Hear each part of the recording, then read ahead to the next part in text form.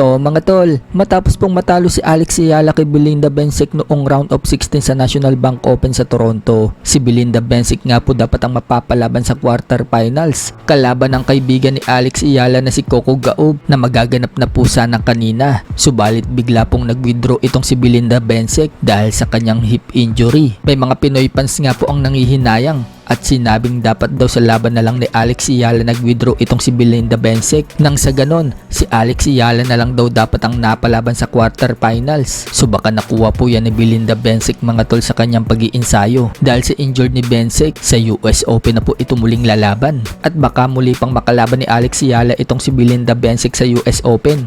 Pagkatapos po kasing lumaban ni Alex Ayala sa Cincinnati, sa US Open naman po ang sunod na laban ni Alex Ayala. Kaya sana muli sila magtagpo ni Belinda Bencic. Sa kabilang banda naman mga tol, matapos pong talunin si Lemuel de Barbo ng Japanese na si Moji-chan Nakagawa sa La Trinidad Benguet at masungkit po ng hapon ang WBA Asia Super Featherweight title, gusto ni Nakagawa na ang sunod niyang makalaban ay ang angas ng Pinas na si Janriel Casimero. Matagal na nga pong kino-call out na itong hapon si Casimero. Siya nga din po yung namakyo kay Casimero. Kumpiyansa daw itong si Nakagawa mga tol na kaya daw niyang paglaruan si Casimero sa ring. So baka gayahin nito ang estilo ni Kinosuke Kameda. Pero sinabi ni Nakagawa kung hindi daw lalaban sa kanya si Casimero, idedepensa na lang daw niya ang kanyang titulo. So para sa atin mga tol, mukhang malabo pong patulan ni Casimero itong si Nakagawa dahil title eliminator po ang target ni Casimero. At hindi rin pinapansin ni Casimero ang pagko-call out ng hapon. Kahit na pinakyuhan niya si Casimero, wala namang sagot si Casimero sa kanya. Kaya malabo talagang patulan ni Cuadro Alas itong si Nakagawa.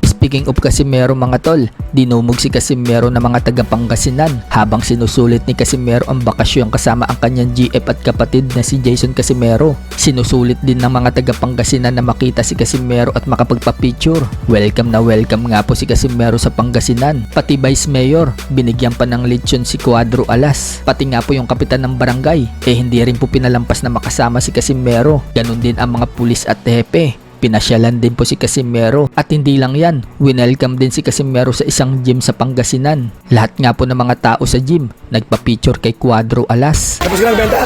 Meron pa yan.